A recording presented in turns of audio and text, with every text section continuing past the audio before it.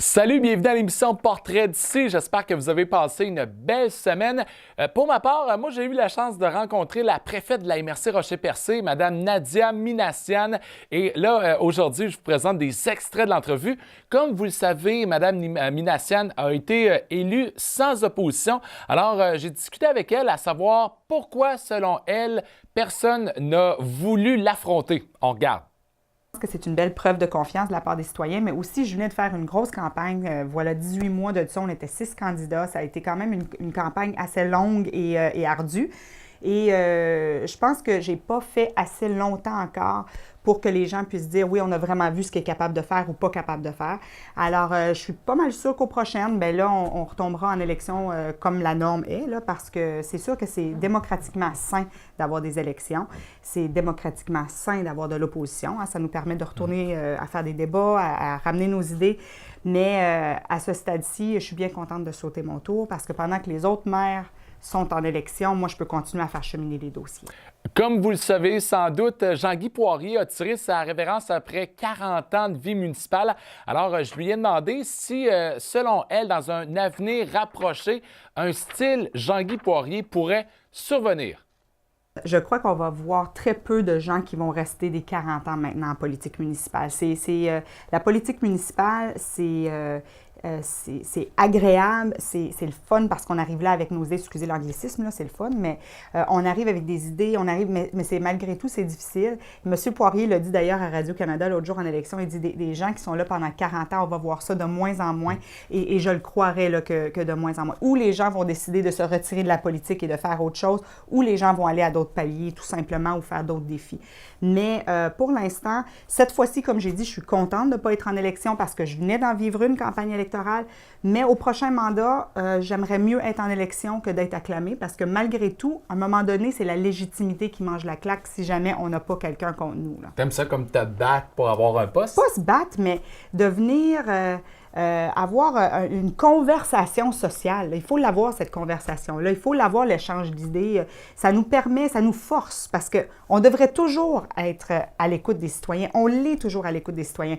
Mais de prendre le temps d'aller faire toutes les activités, tous les événements, comme on fait en campagne électorale, malheureusement, on le fait généralement quand on est en campagne électorale. Et c'est bien d'être obligé de le faire de temps en temps, parce que ça nous force à retourner vraiment, être sûr qu'on n'est pas dans le champ avec nos idées. Les élections municipales sont maintenant passées et là, on retrouve autour de la table des maires de nouveaux visages. Est-ce que ça rend nerveuse la nouvelle, la préfète finalement, Nadia Minassian? On écoute sa réponse. En fait, c'est toujours un peu énervant ça parce qu'il y a des gens, on développe les premières affinités aussi. Hein, on développe une complicité d'équipe. Alors, on sait que l'équipe va changer. Et aussi, c'est l'excitation de savoir qui je vais avoir là autour de la table. Est-ce qu'il va y avoir des gens avec qui je vais développer des nouvelles relations, tout ça. Alors, je pense que c'est comme les premières peines d'amour politiques là, que je vais vivre cette fois-ci, c'est de voir disparaître et réapparaître des nouvelles personnes autour de la table. Et moi, mon rôle, c'est de travailler avec les gens qui sont en place. Alors, je vais toujours trouver la meilleure façon possible de collaborer avec eux.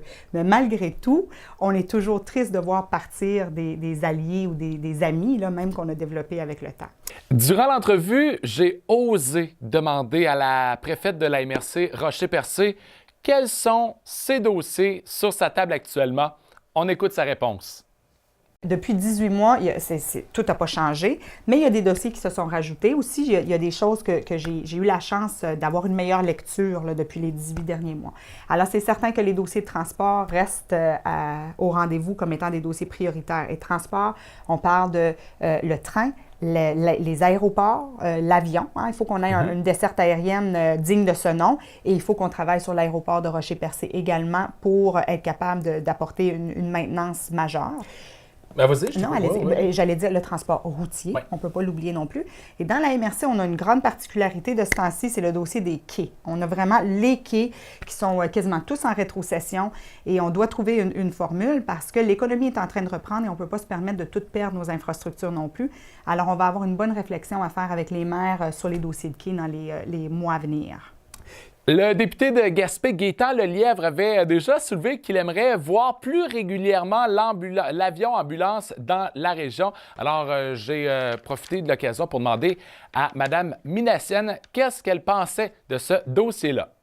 Et c'est certain qu'avec l'éloignement qu'on vit, d'être en mesure d'offrir un service de desserte aérienne adéquate pour que les patients des hôpitaux puissent aller suivre des traitements qu'on n'a pas en région. Et on les aura pour le nombre de personnes, peut-être jamais. Alors, d'être capable de les accommoder en les mettant sur un avion, en les apportant et en les ramenant, ça serait une situation idéale. Est-ce qu'on va l'avoir? Bien, je pense qu'on ne devrait pas viser moins que ça. L'un des gros dossiers dans la MRC Rocher-Percé actuellement, c'est celui du train. Alors, j'en ai profité pour savoir si le dossier va de bon train. Quand je dis que j'ai une lecture différente que j'avais 20 mois passés, je vais dire 20 parce que c'était 18 mois plus 2 de campagne, là, mais 20 mois passés, quand je suis arrivée à la préfecture, moi, je disais le train, on va essayer de l'apporter aussi loin que Port-Daniel parce qu'on avait déjà un écho que Ciment Mécanisme en aurait besoin. Une des premières rencontres que j'ai faites avec la Société de chemin de fer, j'ai demandé est-ce que vous pouvez me faire le tour de toutes les installations du rail. Le train n'est pas. Il est magané, le rail. Il y a de l'argent à mettre dessus, il y a de l'amour à mettre dessus, il y a peut-être même des parties qu'on doit déplacer, qu'on doit repenser. Mais la réalité, c'est que ce n'est pas aussi pire qu'on dit. Et c'est là, c'est qu'il faut prendre une décision d'aller de l'avant ou pas. Et pour le dossier du rail, moi, j'ai été une de ceux qui ont été très vocales sur le dossier du rail à cause de Ciment Mécanisme et de LM Wind Power. On voit que l'économie reprend. Comme je mentionnais, on ne signera pas pour envoyer nos infrastructures ailleurs. Au contraire, on doit s'assurer de les ramener à niveau. Puis on doit avoir autant qu'on avait dans le temps. Aujourd'hui, ça commence à reprendre, puis on n'a plus les infrastructures. Alors, on doit les avoir. Mais le gouvernement est venu annoncer un 100 millions. Alors, c'était un bel investissement. Maintenant, on doit s'assurer que le comité de suivi qui suit ce dossier-là, parce qu'il y a eu un comité de suivi mis en place aussi, s'assure de ramener le rail jusqu'à Gaspé dans un délai raisonnable. Actuellement, dans les discussions qu'on a, le délai était inacceptable pour les gens de la région. On a continué à travailler avec les gens du ministère et ils nous arrivent avec des solutions intéressantes. Je ne voudrais pas venir dire des fausses idées, puis ce n'est pas mon rôle de le faire non plus. Il y a un président de la Société de chemin de fer qui va être mieux en mesure de le dire, mais on voit qu'il y a un effort qui se fait pour qu'on ait un rail ou un service en bonne et due forme d'ici, ça ne se fera pas demain matin, là, mais d'ici quelques années, là, on sera en mesure de statuer là-dessus. Un dossier qui fait beaucoup de vagues, c'est l'érosion côtière partout en Gaspésie. D'ailleurs, quelles sont les solutions, les stratégies pour la MRC Rocher-Percé dans les prochains mois, prochaines années? On écoute la réponse de la préfète. Mais on est vraiment dans un dossier de changement climatique. Les changements climatiques sont là. Ce n'est pas la préfète de Rocher-Percé qui va changer ça. Là. Ils sont là pour rester. On peut essayer d'atténuer en s'assurant d'être environnementalement sain et en prenant des précautions, mais la réalité est qu'on va devoir trouver des moyens de s'adapter au changement climatique. Et ça, c'est de continuer à travailler avec les universités, continuer à s'assurer que le gouvernement finance les études universitaires et tout ça pour voir les moyens qu'on peut mettre en place pour s'assurer que notre berge est protégée le plus possible. Aussi, dans les municipalités, on doit prendre des décisions qui sont des fois difficiles, mais les permis de construction, comment est-ce qu'on adapte notre schéma d'aménagement à la MRC, comment est-ce qu'on adapte le zonage dans les municipalités pour être sûr qu'on n'accorde pas nécessairement des permis dans des zones d'érosion qu'on sait qui sont changeantes et qui sont peut-être plus vulnérables. Là. Alors, il y a une grosse réflexion à avoir là-dessus. Est-ce que la MRC Rocher-Percé est en danger de se faire inonder? On va se lever demain matin puis on va se faire engloutir par la baie des Chaleurs? Pas du tout. Je vous assure qu'on est encore très bien. C'est vraiment juste des petites... en termes de développement de notre territoire, on doit s'assurer d'être logique, là. Alors, de prioriser autrement le développement sur le bord de la mer. Quand on regarde peut-être 10 ans passés, quand je suis arrivée, je suis revenue en Gaspésie, non, c'est 15 ans maintenant, oh, ouais, ça va plus vite que je pensais, mais 15 ans passés, quand je suis arrivée en Gaspésie, c'était vraiment le bord de la mer. Tout le monde voulait acheter sur le bord de la mer, tout le monde voulait se construire sur le bord de la mer. Et là, on voit que ces maisons-là, déjà, ils se disent, si j'avais su, peut-être que j'aurais été un petit peu plus loin de la berge. Alors, je pense qu'on a appris des choses dans les 10 dernières années qu'on doit s'assurer de mettre en pratique. Plusieurs personnes également ont quitté la région de la Gaspésie au cours des dernières années. Alors, on connaît vraiment une baisse démographique importante. Quels sont les plans pour attirer de nouvelles personnes, de nouvelles familles dans la région? On écoute ce que Mme Minassian avait à dire sur le sujet.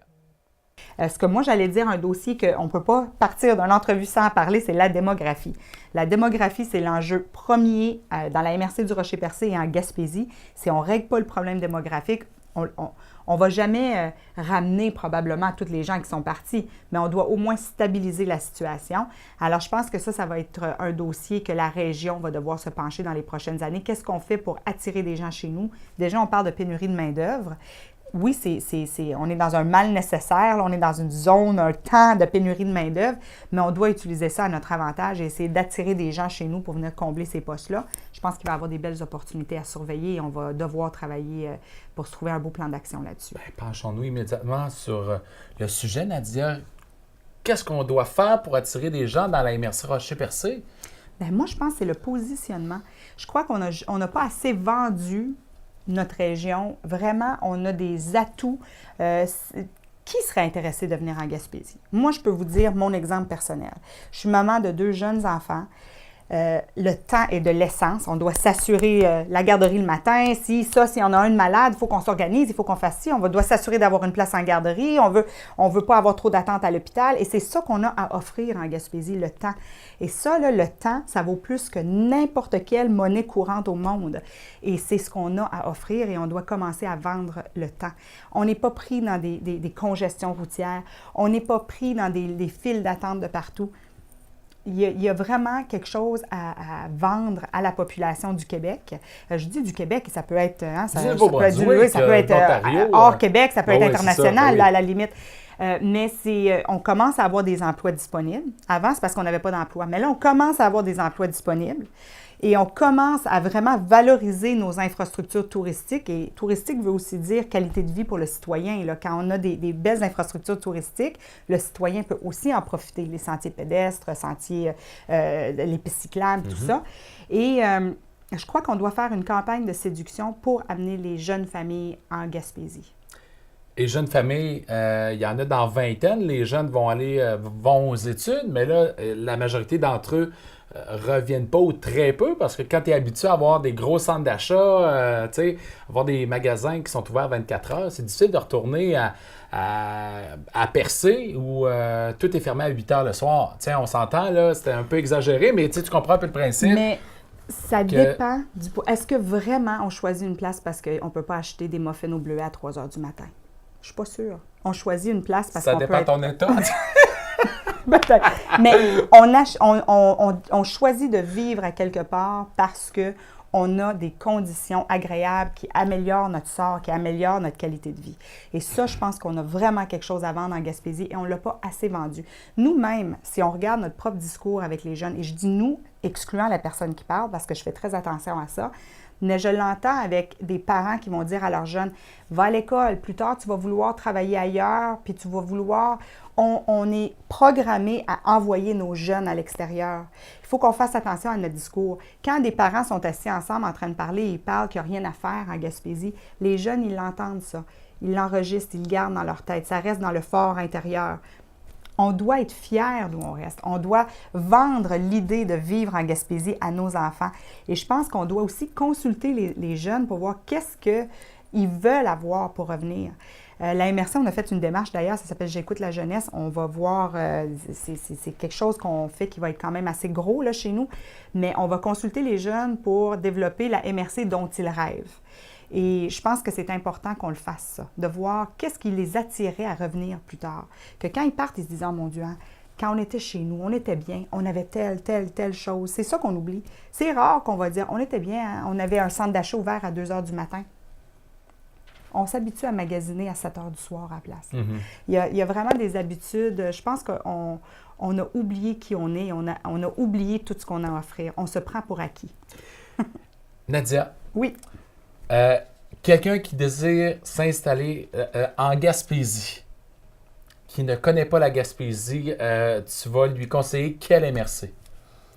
Mais la MRC du Rocher-Percé, voyons. Et si jamais ils ne veulent pas la MRC du Rocher-Percé, et à ce moment-là, je conseillerais toutes les autres MRC. Non, mais on blague. Mais vraiment, je conseillerais généralement, les gens, quand ils vont venir en Gaspésie, ils ne choisissent pas une MRC, ils choisissent la Gaspésie. Ensuite, ça va être où ils vont trouver un emploi, où ils vont trouver un conjoint, où ils vont trouver des amis, où ils vont être accueillis. C'est ça qui va venir déterminer. Mais c'est l'exercice en tant que tel, c'est un exercice gaspésien qu'on a à faire. Ensuite, chacun d'entre nous, dans notre MRC, on va se positionner pour être le plus attirant possible. Mais le Montréalais ne décide pas d'aller vivre dans la MRC du Rocher-Percé ou la MRC de Bonaventure. Il décide d'aller vivre en Gaspésie. Alors ça, c'est la première étape. Après ça, on les attire chez nous. Puis Rocher-Percé, on va mettre toutes les autres MRC au défi, puis c'est correct, c'est une compétition saine. En Gaspésie, y a-tu mettons que tu regardes toutes les villes qu'on a en Gaspésie, est-ce que tu en as une que tu es jalouse? Tu dis, moi, j'aimerais ça que telle ville ressemblerait à telle municipalité, par exemple. As-tu une ville favorite en Gaspésie? Moi, de nature, je ne suis pas une personne jalouse. J'ai tendance à dire, c'est une bonne idée, on va essayer de collaborer avec eux. Honnêtement, on est peu de monde sur un grand territoire. Alors, je ne pense pas qu'on peut être jaloux l'un de l'autre et je ne pense pas qu'on doit dédoubler. Je pense qu'il faut vraiment qu'on s'assure que chacune des municipalités a une offre intéressante pour que la personne qui s'établit, mettons, à Chandler, à Percé, à Sainte-Thérèse, à Grande-Rivière, à Port-Daniel, soit en mesure de dire, regarde, il y a un beau bioparc. Il y a un beau bioparc, je vais me rendre là cette fin de semaine-ci, puis je vais aller explorer ça, puis je vais aller voir Simaventure en même temps, je vais aller faire une autre activité. Ils vont aller à Forillon la fin de semaine d'après. On ne peut pas s'isoler. Il faut vraiment qu'on s'assure de tous travailler ensemble. Bon. Comme vous le savez, l'achat en ligne est de plus en plus important et ça affecte les commerces locaux. On se demande même si d'ici la prochaine décennie, il va rester des commerces locaux dans la région. Et d'ailleurs, quelle aide peut apporter la MRC aux commerçants locaux? On écoute la réponse de Nadia Minassian. Tout est une question de perspective, comment on voit les choses. On peut dire qu'il y a de l'achat en ligne et pour cette raison-là, on perd des ventes à l'extérieur. Mais il y a aussi le fait qu'avec l'achat en ligne, maintenant, on peut peut-être récupérer des clients de l'extérieur. Ça nous permet d'offrir un plus gros bassin de clientèle aussi. Alors, je pense qu'on ne doit pas sous-estimer l'importance de l'achat en ligne et essayer de voir ça sous la bonne approche. Au lieu de dire on perd des clients avec l'achat local, on perd de l'achat local avec l'achat en ligne, il faudrait plutôt dire on est en mesure d'atteindre une nouvelle clientèle qu'on ne pouvait pas atteindre auparavant. Dans la MRC du Rocher-Percé, vous avez dit tout à l'heure, c'est pas le plus gros centre, c'est pas le centre de l'univers non plus, on va se dire. De magasinage. Ouais. Mais moi, c'est très rare que je n'ai pas pu trouver ce que je cherche dans la MRC du Rocher-Percé ou les environs. Si ce n'est pas la Rocher-Percé, je suis capable de le trouver dans une des autres MRC. Alors, généralement, si on se vire vers de l'achat en ligne, parce que je ne mentirais pas, ça m'arrive aussi de faire ça, généralement, ça va être des choses que vraiment je ne trouve pas localement. Et les gens autour de moi à qui je parle, c'est la même chose. Quand ils sont capables d'acheter localement, ils le font généralement. Et ils vont se virer vers l'achat en ligne quand c'est vraiment quelque chose, un petit luxe là, qu'on n'a pas. Qu'on n'est pas capable de trouver régionalement. Et pour conclure l'entrevue avec Nadia Minassian, je lui ai demandé comment il voyait la MRC Rocher-Percé pour les 4 prochaines années en un seul mot. J'en ai 3. 3. Debout, fort et prospère. Merci Nadia. C'est moi qui vous remercie. Bonne chance. Bye. Un gros merci encore une fois à la préfète de la MRC Rocher-Percé, Mme Nadia Minassian. Alors, comme vous avez pu le constater, ce n'est pas les dossiers qui manquent sur la table des maires. Alors, bien sûr, on vous invite à surveiller les conseils de la MRC sur les ondes de Télévac. Question de vous tenir informé de ce qui se passe dans votre région. C'est Pat Giguère qui vous souhaite de passer une belle semaine. On s'en parle prochainement. Merci d'avoir été là. Salut!